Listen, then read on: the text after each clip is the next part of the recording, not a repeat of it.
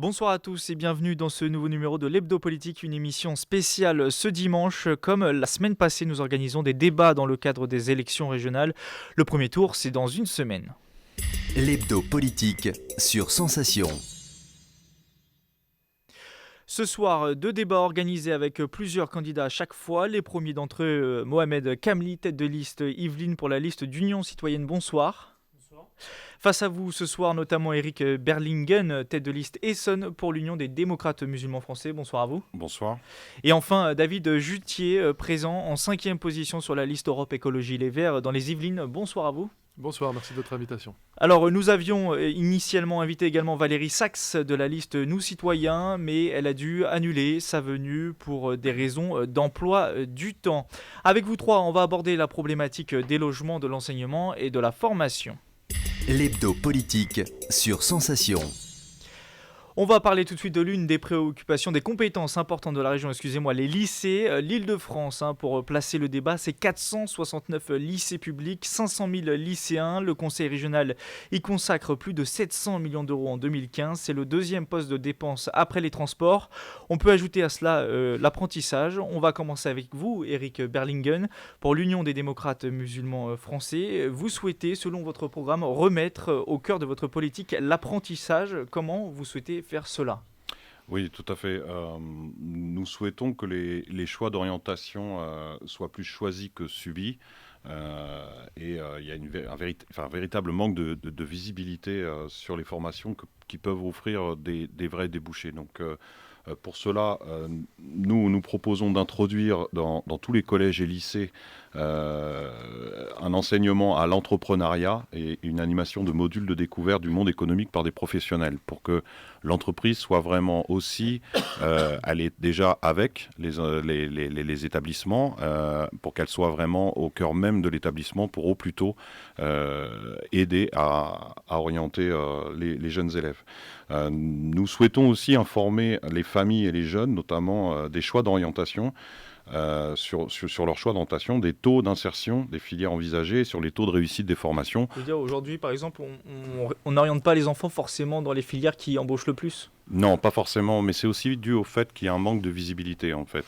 Et cette possibilité d'y voir un peu plus clair, un peu plus tôt, permettrait certainement de faire des meilleurs choix. Voilà, c'est ce que nous pensons. David Juttier, représentant d'Europe Écologie Les Verts, quelles sont vos positions à vous, vos propositions à vous pour les lycées et l'apprentissage? Alors, si je me réfère également à votre programme, enfin le programme de votre candidate, vous voulez soutenir les filières d'avenir et donc, j'imagine, celles tournées vers le développement durable. Bien entendu. Alors, merci de votre invitation. Effectivement, personnellement, j'appartiens à Europe Écologie Les Verts, mais je suis ici en tant que représentant d'un rassemblement écologiste plus large, puisque... Oui, c'est le parti principal, Europe Écologie Les Verts, mais c'est vrai, il y a plusieurs partis. Absolument, mais on est soutenu également par CAP 21 de Corinne Lepage et par de nombreuses personnes qui ne sont pas encartées. C'est une des spécificités de notre liste. Beaucoup de personnes viennent de la société civile enrichir nos listes, et notamment des personnes qui sont depuis longtemps impliquées dans l'accompagnement éducatif, la réinsertion sociale, et des personnes qui ne sont pas des personnes partisanes. Pour nous, c'est quelque chose d'extrêmement important. Effectivement, vous venez de rappeler qu'il était extrêmement capital pour nous que de développer les énergies vertes, de développer les économies d'énergie, que ça passe effectivement par les filières du bâtiment, donc par une formation à ces filières. Et cette campagne des régionales se tient dans un double contexte très particulier, bien entendu celui des attentats du 13 décembre. Peut-être que nous aurons l'occasion d'y revenir, puisque l'éducation est un facteur d'inclusion sociétale très important, et je pense qu'on a des questions à se poser suite à ces événements, bien entendu. Également, dans le contexte de la COP 21, c'est-à-dire la conférence mondiale pour le climat qui va se tenir à Paris ces prochains jours. Et il y a un lien très direct entre le défi énergétique, le défi climatique qui nous attend et les formations que nous allons proposer à nos jeunes, aux étudiants et aux étudiantes. Donc bien entendu qu'il est extrêmement important pour nous de développer une sensibilisation, de développer des filières, de développer des débouchés et d'accompagner les personnes. Une fois qu'elles ont eu leur diplôme, c'est une de nos propositions fortes que de les accompagner par ensuite une période de plusieurs mois qui va les amener vers l'emploi très directement, évidemment, de préférence dans ces filières de l'éco-construction, des énergies renouvelables. Bien entendu, il y a à l'échelle nationale près de 500 000 emplois à créer avec la transition énergétique et l'Île-de-France doit prendre toute sa part dans cette création d'emplois. Mohamed Kamli de la liste d'Union citoyenne, sur ce thème de l'éducation des lycées et de l'apprentissage, votre parti, à lui, propose par exemple la fusion des CFA et des lycées professionnels. Pourquoi ? Alors, notre liste, en tout cas le programme que nous avons développé concernant l'apprentissage, on reviendra peut-être sur la partie formation après, je ne sais pas si on met tout dedans.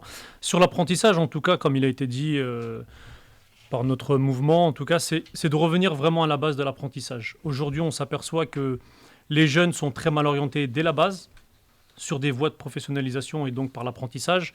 Nous, ce qu'on veut, c'est vraiment remettre à niveau et bien orienter ces jeunes qui veulent suivre ces formations et notamment l'apprentissage. C'est bien pour les lycées comme les CFA, mais aussi pour les lycées professionnels. L'objectif, il est bien sûr d'amener ce public, ce jeune public vers l'apprentissage, justement pour pallier à ce manque de personnel qu'on trouve dans certaines branches professionnelles, mais pas uniquement, aussi pour arriver à essayer d'équilibrer, en tout cas passer par l'apprentissage et revenir sur une filière classique, comme on a vu sur certains de nos jeunes issus des quartiers populaires.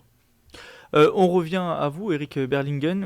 Vous voulez aussi relancer l'ascenseur social grâce au lycée, développer des micro-lycées et des internats d'excellence. Est-ce que vous pouvez expliquer rapidement ces points-là ? Oui, on constate beaucoup de disparités malheureusement en fonction des différents endroits où on peut... il va y avoir certains coins où ce sera plus favorable et plus facile pour certains élèves de pouvoir accéder à des études plus élevées ou supérieures, et il sera plus difficile dans d'autres endroits, de détecter, ou du moins, et là on rejoint ces problèmes d'orientation, de détecter des excellences parmi des élèves qui malheureusement sont issus soit de quartiers défavorisés ou qui ne bénéficieraient pas non plus d'un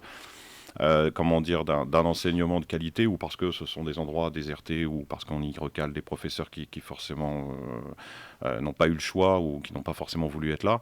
Donc c'est aussi dans cet état d'esprit-là, afin de permettre, avec ces unités d'excellence, de permettre à ce que tout le monde puisse avoir sa chance et de pouvoir détecter au plus tôt les qualités des élèves qui pourraient après développer un parcours professionnel intéressant et leur donner toutes leurs chances. David Jutier, un autre point d'Europe Écologie Les Verts et des partis qui composent votre liste, c'est renforcer l'aide pour les jeunes qui arrivent dans le monde de l'entreprise. Ça se passerait par exemple par quel type de mesure, ce renforcement-là ? Alors effectivement, il est extrêmement important de bien positionner le rôle de la région sur cette thématique. Tout ce qui relève des choix pédagogiques, de programmes, d'enseignement, les approches didactiques, tout ça relève de la compétence du ministère et de l'État. Que peut faire la région ? La région, elle a une obligation de moyens, elle peut soutenir certaines initiatives, et par exemple, ici, vous parlez de l'orientation vers l'emploi. On pourrait en particulier améliorer la mise en réseau, la mise en relation entre les jeunes qui sont en formation, qui sont encore au lycée, et qui sont intéressés par tel ou tel débouché, et les réseaux d'entreprises qui gravitent autour. Je pense qu'il y a encore une certaine frilosité des entreprises à aller vers les établissements et à leur dire écoutez, nous on peut structurer un réseau, et puis de l'autre côté, il y a peut-être également une certaine frilosité aussi de la part des enseignants et de la structure lycéenne à aller vers l'entreprise. Et pour certaines filières, pas pour toutes bien entendu, il serait certainement très intéressant pour la région que de développer ces réseaux, et ça c'est le rôle de la région. Ça c'est une mise en relation, c'est des moyens, c'est de l'administration, et effectivement là on est dans le cadre de la région. En revanche, tout ce qui est programme et pédagogie et mise en place de nouvelles filières et de nouveaux programmes, c'est pas du tout le rôle de la région, qu'on soit bien clair à ce niveau-là. Mohamed Kamli, est-ce que aussi ce renforcement entre le lycée, le lien entre le lycée et le monde de l'entreprise, c'est quelque chose qui compte pour vous ? On voit dans votre programme par exemple ouvrir les lycées vers l'extérieur. Est-ce que c'est ça, ouvrir les lycées vers l'extérieur ? Tout à fait, ça fait partie de notre programme. Justement, Le grand souci qu'on rencontre aujourd'hui chez ces lycéens, et j'ai été lycéen à une époque, c'est le problème d'orientation. Et tout part de là. Aujourd'hui, on appelle dans nos quartiers, ce n'est pas des conseillères ou des conseillers d'orientation que nous avons, mais bien des conseillers de désorientation. On fait tout pour nous pousser sur une branche de métier, sur une voie qui n'est pas du tout adaptée à la situation du jeune ou de l'envie du jeune. Et justement, s'ouvrir le lycée pour s'ouvrir à l'extérieur, c'est justement prendre en compte l'envie, les désirata de chaque jeune en fonction de ses compétences, de ses hobbies, de tout ce qu'il a envie de faire plus tard. Mais pour ceux qui n'ont pas cette vision lointaine de qu'est-ce qu'ils vont devenir, du métier vers lequel ils vont tendre, justement, c'est d'ouvrir le lycée à plusieurs branches de métiers, ouvrir le monde de l'entrepreneuriat à ces jeunes sur toute l'année, en tout cas sur tout le processus lycéen, de la première, de la seconde à la terminale, et donc essayer, chaque jeune puisse découvrir le métier, des métiers divers, qui va de l'ingénierat au métier manuel. Donc, vous souhaitiez rebondir, vous aviez fini ? Oui, pardon. Non, mais on se rejoint, c'est-à-dire c'est exactement ce qu'on expliquait tout à l'heure. Enfin, au niveau de l'UDMF, c'est vraiment d'introduire le monde professionnel dans le lycée, dès le collège, que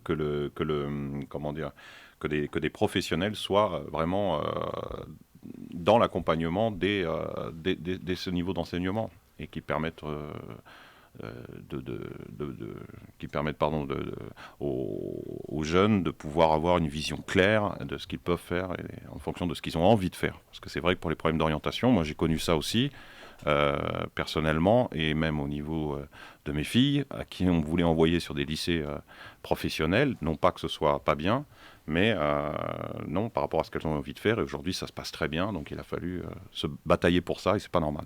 David Juttier, pour conclure sur ce volet éducatif, puis on parlera logement après, rapidement. Alors oui, moi il y a quelque chose quand même qui m'interpelle un petit peu, c'est quand vous dites faire rentrer le monde de l'entreprise dans les établissements scolaires, vous êtes même allé jusqu'au collège, je pense que c'est quelque chose avec lequel il faut être extrêmement prudent. La vocation première de l'éducation nationale, c'est de donner à tous les enfants, à tous nos jeunes, un socle de compétences, un socle de connaissances qui soit commune et qui leur permette ensuite de choisir, ensuite de poursuivre ou non des études dans telle ou telle filière. Je ne pense pas du tout que le monde de l'entreprise ait vocation à rentrer dans les collèges, ni même d'ailleurs dans les lycées. En revanche, favoriser la mise en relation, favoriser la mise en réseau lorsque des jeunes sortent du système ou qu'ils sont à la recherche de stages, leur faciliter la vie, oui bien sûr. Mais je ne pense pas du tout que le monde de l'entreprise ait un rôle à jouer dans les structures scolaires même. Et je pense qu'il faut être très prudent avec ça. Il y a deux aspects fondamentaux. Il y a donner à chacun le moyen de devenir un citoyen avisé, cultivé, critique. Et puis, il y a l'emploi à fournir à chacune d'entre nous. Il faut bien distinguer ces deux fonctions de l'école. On arrive déjà à la fin de ce premier débat, si je peux me permettre l'expression. On va parler maintenant des logements, une autre problématique. Ce n'est pas forcément alors la compétence première de la région, mais la région peut soutenir financièrement les projets, notamment des communes. La loi NOTRe a remis à jour les compétences des collectivités et renforce d'ailleurs ce rôle-là pour la région, le soutien financier. Il y a, on le sait, un manque global de logements en Ile-de-France. C'est un problème connu qui est ancien. La Fondation Abbé Pierre estimait par exemple dans son dernier rapport qui est sorti il y a quelques semaines qu'il y avait 950 000 mal logés en Ile-de-France, remise en cause notamment des loyers élevés. Mohamed Kamli, sur cette thématique des logements, vous proposez, vous, de durcir le ton avec les communes qui ne font pas assez de logements sociaux. Exactement, la base. Bon, bien sûr, pour avoir accédé à un logement, il faut avant tout un travail. Donc c'est pour ça qu'on a une grosse partie sur l'emploi et la formation. Mais sur le logement concrètement, ce déficit en tout cas de logement, qu'il soit social ou autre, il est flagrant dans la région parisienne. Plus on s'approche de Paris, plus c'est densifié, et plus on s'écarte de Paris et de son périphérique, on trouve des espaces complètement verts où il n'y a pas d'habitation, il n'y a pas de logement, alors qu'il y a possibilité ici de construire. Mais tout le monde essaye de venir vers le centre. On a cherché pendant longtemps à un peu décentraliser cette notion de logement, mais aussi éviter de tout le monde construire dans les centres-villes. Et c'est ce qu'on produit encore aujourd'hui, que ce soit dans les villes de gauche ou dans les villes de droite. Les villes de gauche aujourd'hui la gauche a dit pendant longtemps, on va développer le logement social, développer le logement, l'urbanisation, en tout cas dans l'Île-de-France, on attend toujours. La droite, elle, réclame plus de logements, mais en même temps, les villes de droite, détenues par des maires aujourd'hui LR et UDI, aujourd'hui, ne veulent pas construire de logements sociaux. On a un gros problème. Comment justement vous pourriez inverser cela? Ça serait par exemple couper les financements aux communes les aides aux communes Tout à qui ne fait. font pas assez de logements sociaux? Tout à fait. Les villes qui ne construisent pas assez de logements sociaux ou qui aujourd'hui en détruisent énormément et qui ne reconstruisent pas à côté, c'est vraiment les sanctionner mais durement et arrêter de les aider en matière de logement. C'est-à-dire qu'on arrête toute subvention pour ces villes-là. David Jutier, vous partagez, je crois aussi, ce point de vue sur le logement social. Il faut accélérer pour vous le mouvement. Oui, on se rejoint assez largement sur ce point, en effet, et je tiens quand même à apporter un petit élément chiffré, parce qu'on parle souvent de logement dit social. En réalité, en Île-de-France, c'est près de 70% de la population qui pourrait prétendre à un logement. Un logement social, c'est un couple avec 2 enfants qui gagne 4 000 € par mois. C'est-à-dire une partie très importante de la population. Donc le logement social, c'est pas du logement pour les plus démunis seulement, c'est du logement pour tous. Ça, c'est la première chose. Deuxièmement, effectivement, les mairies de droite, et on est confronté à ça de plein fouet dans les Yvelines, freinent des 2 fers, des 4 fers même, puisque on va dire des 4 fers, pour construire du logement social, parce qu'ils ont une image du logement social qui est dégradée. Faire du logement social, c'est pas du tout faire des grandes barres, c'est privilégier la mixité, évidemment. Et donc la région doit forcer, par exemple, la main aux absolument, mairies, aux la communes région doit être extrêmement récalcitrantes. volontariste, et c'est ce qu'elle a fait lors de la précédente mandature, puisque les écologistes étaient à la région en responsabilité. Emmanuelle Cos, qui est donc notre tête de liste pour ces élections régionales, était vice-présidente au logement à la région Île-de-France. Elle a fléché 1 milliard d'euros sur la mandature pour permettre la construction de logements sociaux. Et alors, ces logements sociaux, il ne faut bien sûr pas les regrouper, il faut privilégier la mixité. Il faut également, et ça j'en terminerai, un point très important, c'est privilégier également en cœur de ville des surfaces importantes, des grandes surfaces qui permettent également à des familles d'accéder au logement social et pas multiplier les petites surfaces T2 et T3 comme on le voit également trop souvent. Eric Berlingen, votre position à vous sur les logements? Alors, est-ce que peut-être les logements sociaux, puis on parlera aussi des sans-abri, qui c'est un point voilà, important de votre c'est programme. vrai qu'on a voulu axer concernant les logements vraiment un point solidaire qui fait aussi partie, bien entendu, de notre éthique. D'accès au niveau de la solidarité concernant les sans-abri. Et quand on parle des sans-abri, on parle aussi bien entendu de ceux qui ont un emploi, qui travaillent mais qui dorment dans leur voiture. On sait qu'il y en a beaucoup, malheureusement de plus en plus. Et pour ça, donc on a une mesure, effectivement, proposé une mesure. On voudrait repenser la prise en charge des sans-abri comme dans le cadre d'un véritable service public. Et pour cela, en fait, permettre d'augmenter le parc locatif à destination des sans-abri. Donc, dans la région Île-de-France, on a à peu près 1300 communes. Notre proposition est de faire en sorte que chaque commune, en fonction de son nombre d'habitants, puisse accueillir entre 1 ou 20 sans-abri, en fonction évidemment des capacités et du nombre d'habitants des communes. Ça serait quelque chose d'imposé, ça, par la région?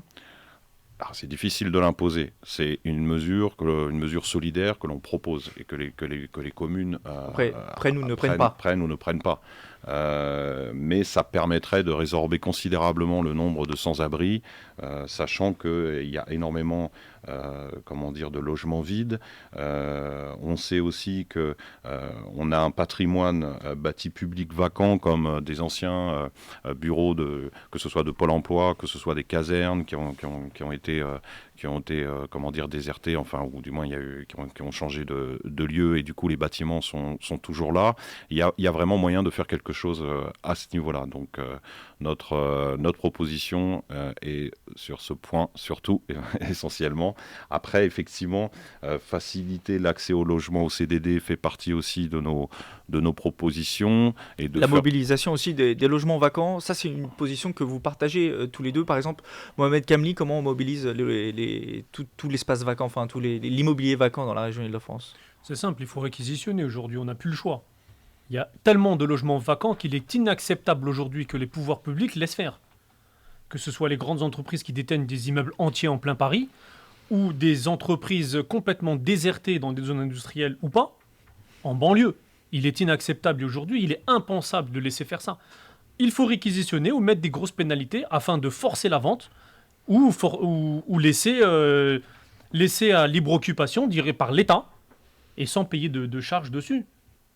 David Jutier, sur ce point-là. Oui, c'est ce que Cécile Duflot avait commencé à proposer et à élaborer, effectivement, la remise en circulation de logements vacants. On a vu qu'on s'est vu opposer une résistance très forte des lobbies, de l'immobilier et de l'État qui, finalement, a abandonné ce type de mesures. Et moi, j'aimerais dire quand même que dans les Yvelines, nous avons une candidate, les Républicains, Valérie Pécresse, qui, si elle arrive à la tête de la région, va avoir une politique du logement social qui va friser le zéro absolu. C'est exactement ce que font aujourd'hui les maires qui sont ses amis dans leur commune. C'est ce que fait Pierre Bédier à la tête du département. Il ne flèche aucun euro vers le social, que ce soit les structures sociales d'accompagnement, les logements.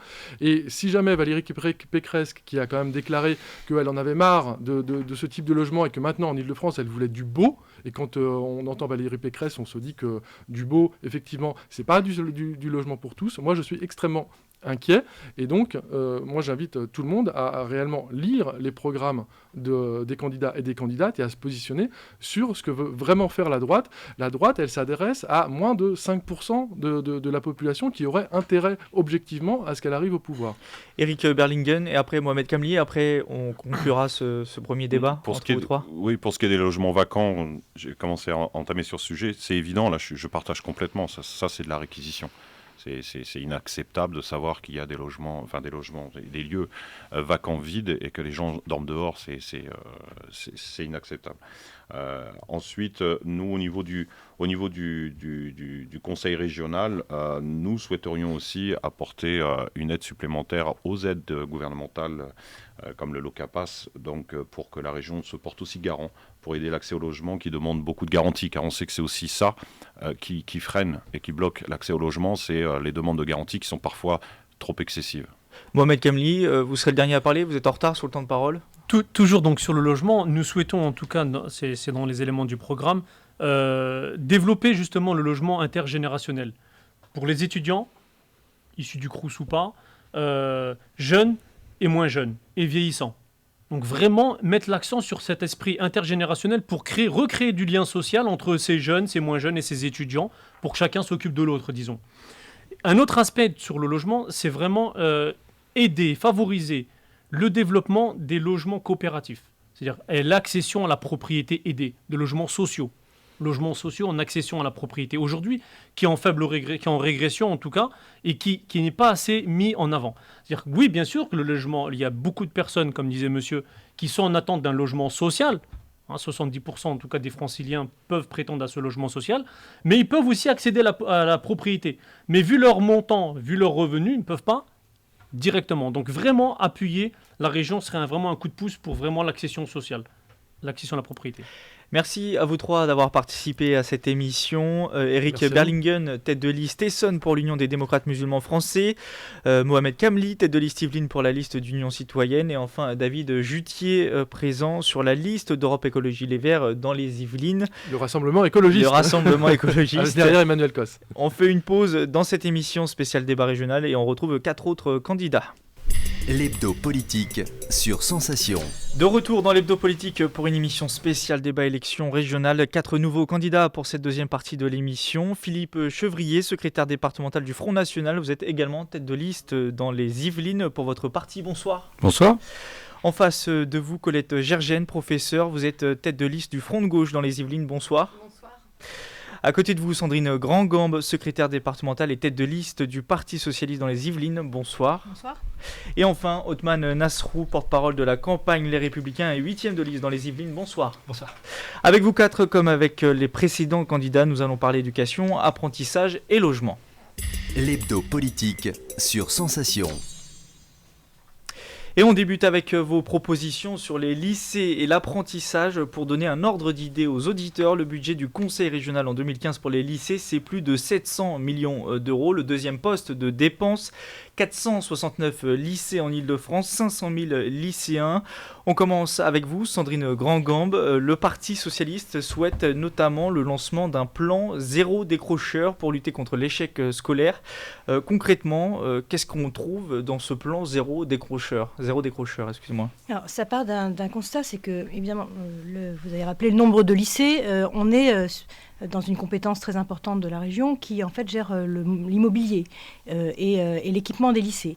Et ça fait déjà un petit moment, sur la dernière mandature, on avait fait le constat qu'il faut absolument que la région soit aussi coéducateur et participe donc à l'intérieur, vraiment. Alors, il ne s'agit pas de se substituer ni aux enseignants, ni à l'État, ni à l'éducation nationale, mais bien de prendre toute sa place.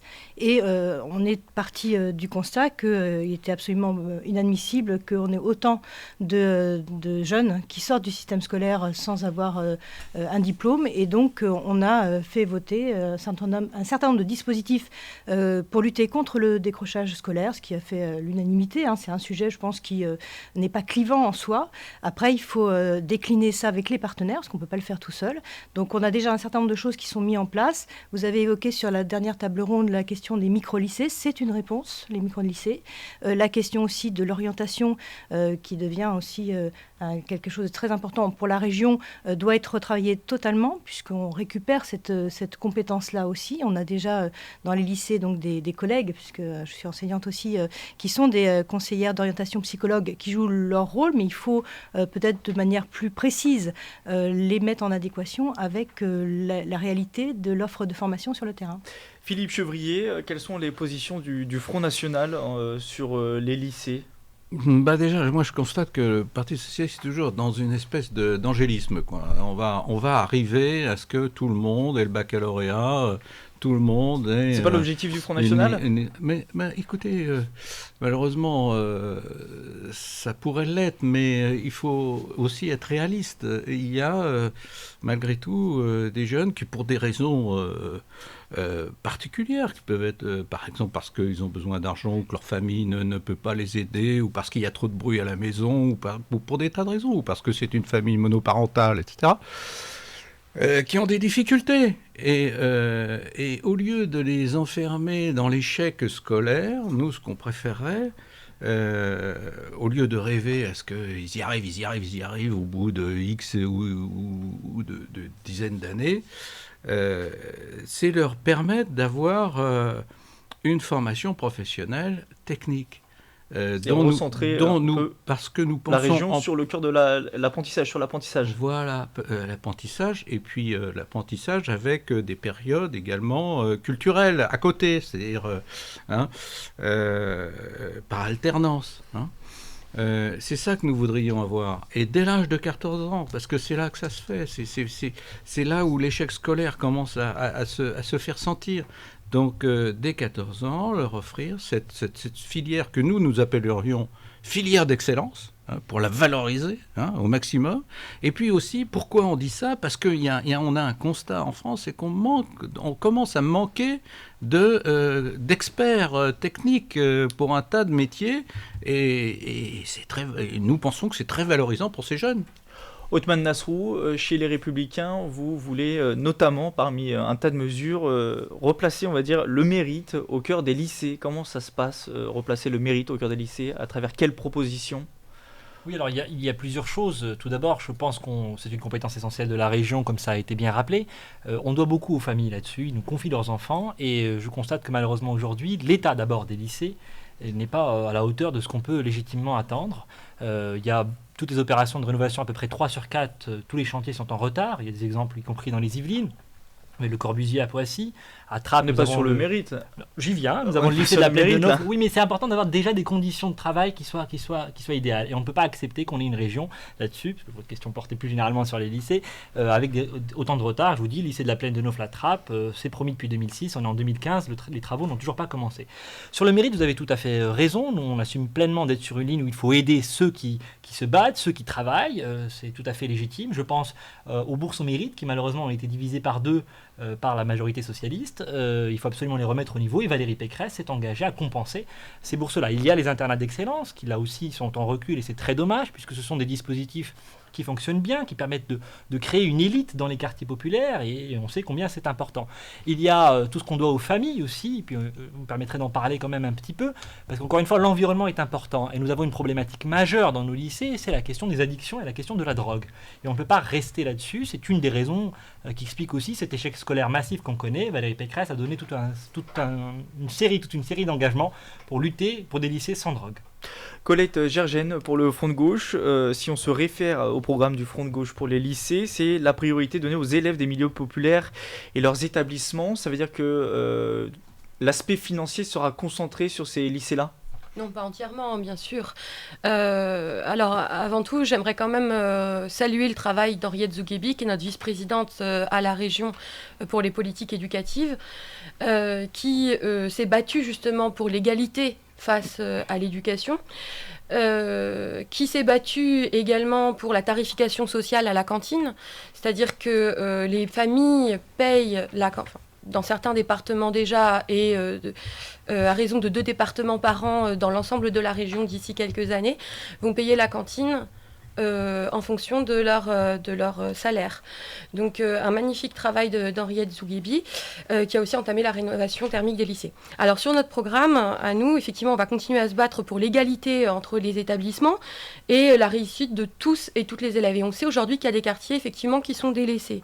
Ça passe par quelles mesures concrètement ? Alors ça passe effectivement aussi par des mesures pour lutter contre le décrochage scolaire. On souhaite construire 3 micro-lycées par département.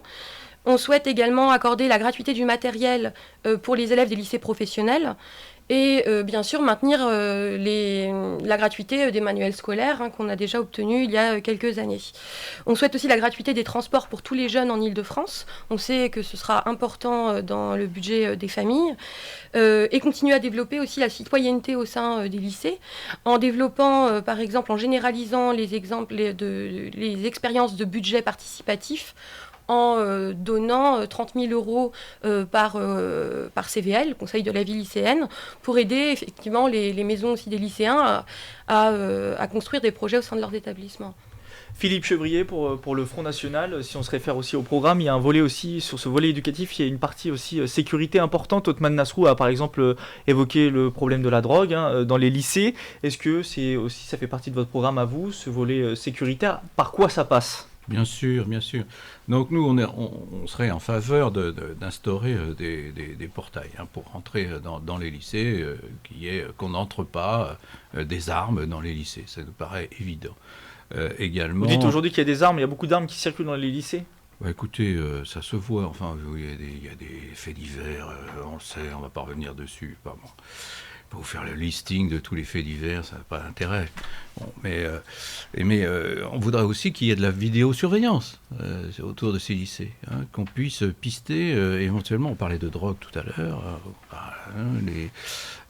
Tous ceux qui dealent de la drogue, essayer de les repérer et d'agir contre eux, parce qu'effectivement, ça peut être la cause aussi d'un échec scolaire. D'ailleurs, c'est itératif, c'est-à-dire que l'échec scolaire va peut-être créer l'addiction à la drogue, et l'addiction à la drogue va aggraver l'échec scolaire. On est une espèce de spirale infernale. Donc voilà les 2 éléments essentiels. La sécurité, bien sûr, avant tout autour des lycées, c'est évident. Sandrine Grandgambe, est-ce que pour vous aussi c'est une priorité, ou alors c'est autre part la priorité pour vous ? On parle bien de lieux éducatifs, on ne parle pas ni de prison, c'est des lieux de réussite. Voilà, on y passe du temps, on est en sécurité, il peut y avoir des faits divers, mais venez voir un peu la réalité des établissements, parce que je crois qu'on ne vit pas la même réalité. En tout cas, ça fait longtemps que vous n'avez peut-être pas mis les pieds dans un lycée. Pour la question de la surveillance, en fait, on mélange 2 choses. Il y a l'extérieur et l'intérieur. Il y a la vie à l'intérieur de l'établissement, et là, c'est du ressort de l'Éducation nationale.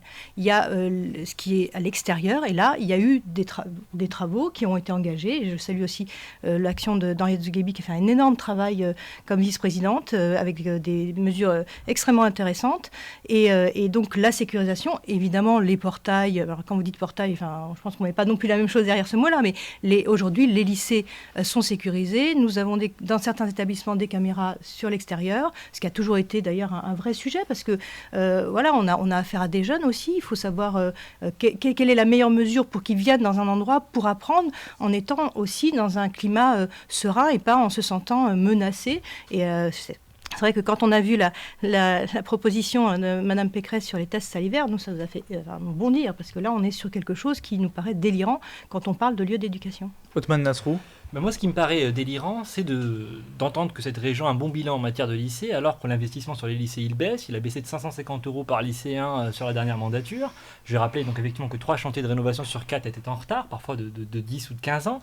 On n'a pas anticipé le baby-boom des années 2000, et donc on a des classes qui sont complètement sureffectives. Et donc moi, je pense qu'effectivement, il faut une bulle de sécurité autour des lycées, aux abords des lycées. Et cette question de la drogue, il faut effectivement sortir de l'angélisme, mais on ne peut pas rester les bras ballants face à cette situation. Donc ce que Valérie Pécresse a proposé, pour que ce ne soit pas caricaturé, parce que c'est toujours facile, c'est très simple. C'est que si le conseil d'administration du lycée le souhaite, la région prend en charge le financement des tests de dépistage, dont les résultats ne sont connus que de la famille et de l'élève en question. Le lycée, lui, aura accès à une statistique. Comment ces tests de dépistage vont se faire ? Comment ça va se mettre en place concrètement ?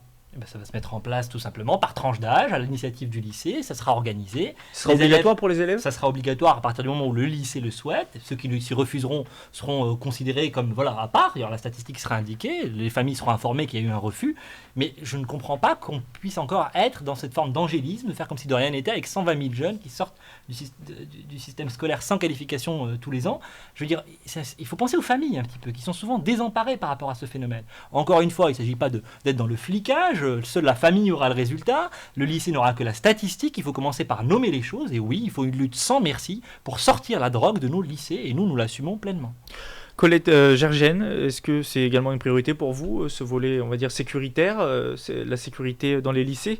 Vous proposez une autre proposition à vous, c'est par exemple la gratuité des manuels scolaires dans les lycées. Alors sur le volet sécuritaire et puis sur les manuels ensuite. Alors déjà, donc effectivement, sur le volet sécuritaire, je dirais le meilleur moyen de garantir la sécurité dans les lycées, c'est plus de présence humaine, c'est-à-dire plus de présence de personnel éducatif. Pas des tests, des caméras ou je ne sais quoi encore. Plus de présence humaine, bien évidemment. Donc nous, on défend, la politique nationale et le service public d'éducation. Bien évidemment, il faut plus de conseillers d'orientation, il faut plus d'éducateurs. On propose également de mettre en place un médiateur culturel par lycée. Ce qui permet en fait de faire le lien entre le lycée et les structures autour sur le bassin. Voilà, là, ce sont des mesures qui effectivement apportent plus de culture, parce que nos jeunes, qu'est-ce qu'ils ont besoin ? Ils ont besoin de plus de culture, plus d'éducation, et pas plus de flicage. En plus, cette mesure, elle est complètement déconnectée du terrain, parce que j'ai lu effectivement la proposition de Valérie Pécresse, et elle propose que ce soit les médecins scolaires qui prennent en charge ces tests. Or, aujourd'hui, un médecin scolaire s'occupe de 5000 élèves. Il a déjà bien du mal à s'en occuper, donc je ne vois pas comment il peut mettre en place cette mesure. Et puis, effectivement, c'est un lieu d'éducation avant tout. Et les familles sont souvent déjà au courant de ce qui se passe. Elles se sont démunies. Donc, ce qu'il faut, c'est plus d'éducateurs. Othman Nasrou, très rapidement, après Sandrine Gangambe et Philippe Chevrier. Et puis, on abordera un autre sujet très rapidement pour très rapide parler des logements. Là-dessus, effectivement, parce que le but n'est pas d'être dans un catalogue de propositions. Moi, vraiment, j'aimerais dire que dans cette campagne, Valérie Pécresse est une candidate qui a un projet complet, très concret, très chiffré, très détaillé. J'invite vraiment tous vos auditeurs à aller regarder sur Internet. Ça fait des années qu'elle se prépare là-dessus, qu'elle se consacre pleinement à ce combat-là. D'ailleurs, elle a indiqué qu'elle serait entièrement dédiée à la région, qu'elle démissionnerait de tous ses mandats si elle était élue présidente, et je crois que c'est vraiment ce qu'on recherche. Pourquoi je dis cela ? Tout cela est chiffré. Le coût des dépistages, c'est 12 millions d'euros par an. Voilà, c'est chiffré. Le coût d'un test, ça peut être fait par des associations également qui proposent ce genre de dispositif, donc c'est tout à fait réalisable. Mais Valérie Pécresse, elle ne dit pas que cela. Elle propose de nommer des référents addiction dans les lycées. Elle a tout un ensemble de dispositifs derrière, mais on ne peut pas ne rien faire là-dessus, et vraiment il faut sortir de cet angélisme qui est en train malheureusement de tuer nos lycées. Sandrine Gangambe, on a pointé du doigt le retard de construction de certains lycées. C'est une proposition aussi du Parti socialiste de faire en sorte que ça aille plus vite, la construction des lycées. Comment ça pourrait changer entre l'ancienne mandature et la nouvelle ?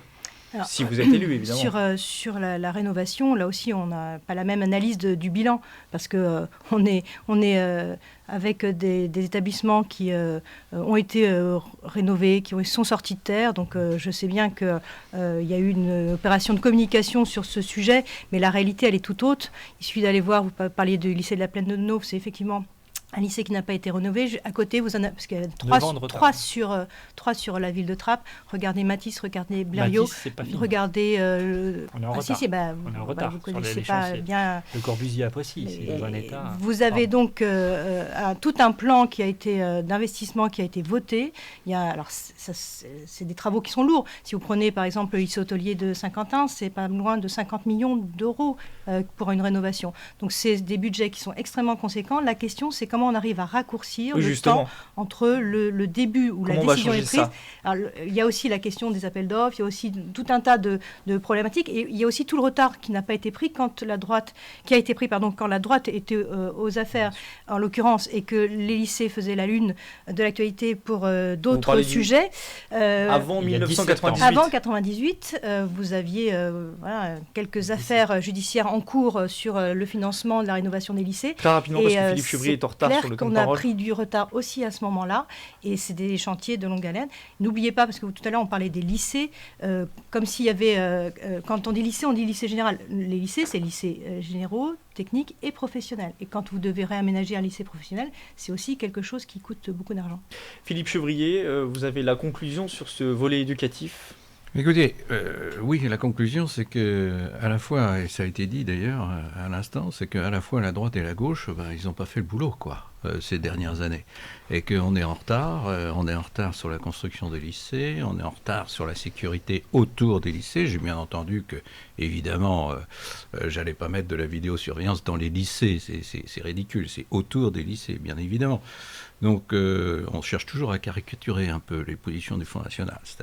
C'est amusant. Voilà. C'est pour ça qu'il y a des débats, d'ailleurs. Ça anime les débats, voilà.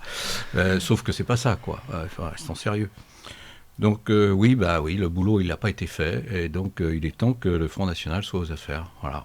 Ce sera votre conclusion sur ce volet-là. On aborde un autre sujet, le logement. On connaît la problématique et la situation difficile en Ile-de-France. Loyer élevé, pénurie de logements, manque de logements sociaux dans certains territoires, à contrario, trop de logements sociaux sur d'autres. Le budget 2015 du Conseil régional pour les logements, si on se réfère aux chiffres donnés sur le site internet du Conseil régional, c'est 163 millions d'euros. On commence avec vous, Colette Gergienne. Alors, vous avez une politique ambitieuse pour le logement. Vous voulez construire 100 000 logements, dont 50 000 logements sociaux. Alors c'est clairement la politique du logement la plus ambitieuse ici autour de la table. Est-ce que c'est faisable ? Est-ce que vous pouvez tenir ces engagements si demain vous arrivez à la tête de la région Île-de-France ? Tout à fait, parce que de l'argent en Île-de-France, il y en a.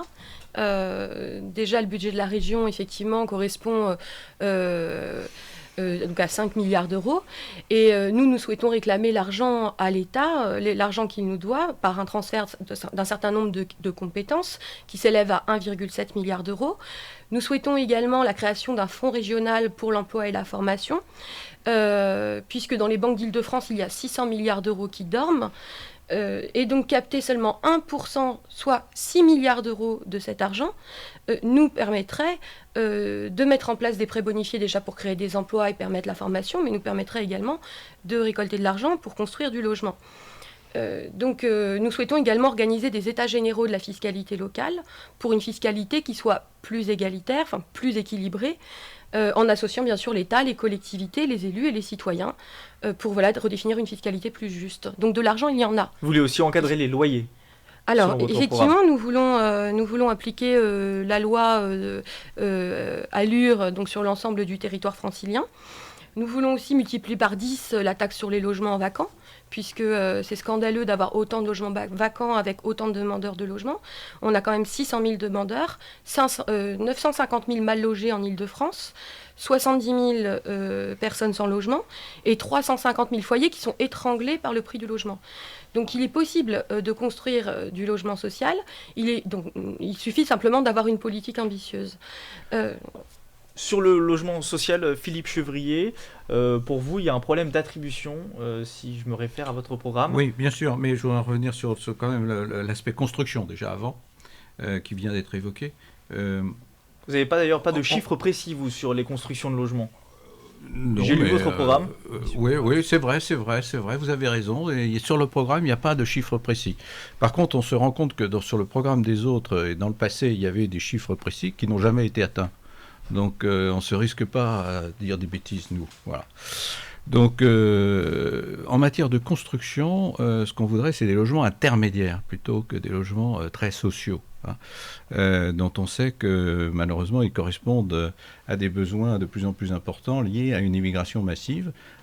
200 000 entrées chaque année d'immigration acceptée, enfin normale, quoi, plus celle qui n'est pas connue. Mais sur la pénurie de logements, par exemple, comment vous y répondez au Front National ? Je vous dis déjà cet aspect-là, c'est-à-dire que nous, ce qui nous paraît important, c'est de faire baisser les prix de l'immobilier. Les prix de l'immobilier en Ile-de-France sont très élevés. Et comment ? Que ce soit à l'achat ou d'ailleurs pour les loyers, c'est la même chose. Et d'ailleurs, ça ira exactement, ça va dans le même sens. Comment on fait ça alors ? Donc, aider à la construction de logements intermédiaires, voilà, de type intermédiaire. C'est ça qui correspond à la classe moyenne en France, aux besoins de la classe moyenne, qui sans arrêt est étrillée, soit par les impôts, soit par les difficultés de logement, soit par les difficultés de transport, etc., qui n'a jamais accès à des aides d'aucune sorte, et qui se trouve toujours confronté à des problèmes énormes d'ordre financier. Voilà, donc c'est ça essentiellement. Et puis en matière d'attribution, évidemment, vous l'évoquez, mais je reviendrai peut-être tout à l'heure. On va revenir dessus. Sandrine Grandgambe, en matière de logement, c'est favoriser la mixité sociale et du coup pointer du doigt les communes qui ne respectent pas forcément la loi SRU, c'est-à-dire 25% de logements sociaux. Il faut qu'il y ait tout le spectre de la possibilité pour se loger. C'est-à-dire aussi bien l'encadrement des loyers, ça va plus répondre à la catégorie dont vous parliez, c'est-à-dire ceux qui sont dans le locatif privé, mais qui avec des tarifs qui sont tellement élevés qu'à un moment donné, c'est plus possible. Et il y a aussi, bien sûr, l'offre. Et là, sur l'offre, il y a un gros effort à faire de construction. On ne construit pas assez de logements en Ile-de-France. Et on a commencé, sur la dernière mandature, à mettre en place la critérialisation des aides pour les maires bâtisseurs. Donc, ça avait été un vrai combat politique parce que la droite s'était opposée, avait hurlé quand on a mis en place cette critérialisation. Là, on va plus loin en disant maintenant, c'est même pas un système de critères, c'est que les maires qui ne respecteront pas la loi SRU, qui sont en dehors de la loi, puisque la loi doit être respectée par tous, et les maires aussi.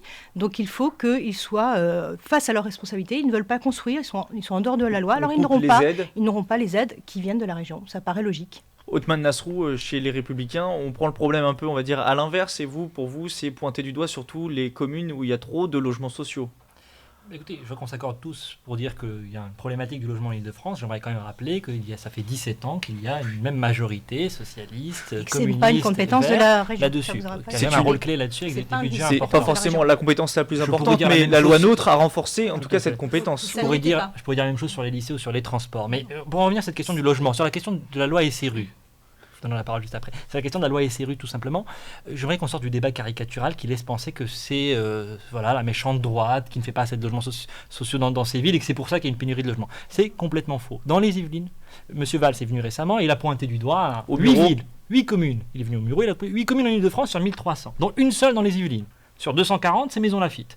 Je rappelle que dans la circonscription de Valérie Pécresse, toutes les villes respectent la loi SRU, y compris Versailles, contrairement à ce qu'on croit. Donc il faut sortir de ces débats qui sont complètement caricaturaux. Voilà, pour être parfaitement clair. Et vous avez raison de le dire, la mixité sociale, c'est dans les deux sens. De la même manière, il est complètement irresponsable de continuer à financer du logement très social, là où il y en a déjà plus de 30%, là où il y en a déjà beaucoup. À la Verrière, on a 72% de logements sociaux et on veut encore en rajouter. C'est irresponsable et Valérie Pécresse ne financera plus de logement très social, là où il y en a déjà beaucoup. Elle financera du logement intermédiaire pour les classes moyennes. Il y a une problématique sur l'accession sociale à la propriété. Elle a proposé un prêt à taux zéro qui viendra en complément de celui du prêt étatique pour soutenir les classes moyennes qui souhaitent effectivement être des primo-acquérants. Et là-dessus, elle a une politique là-dessus très détaillée, très chiffrée. La question, c'est aussi où est-ce qu'on trouve l'argent. Et j'invite tout le monde à lire les projets pour se faire une idée précise.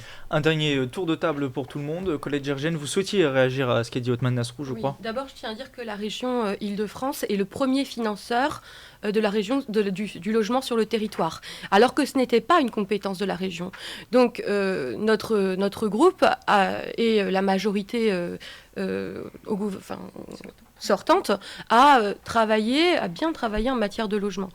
Effectivement, nous aussi, nous souhaitons supprimer les subventions régionales aux communes qui ne respectent pas la loi SRU, aux maires délinquants que Valérie Pécresse félicite dans un article récemment publié.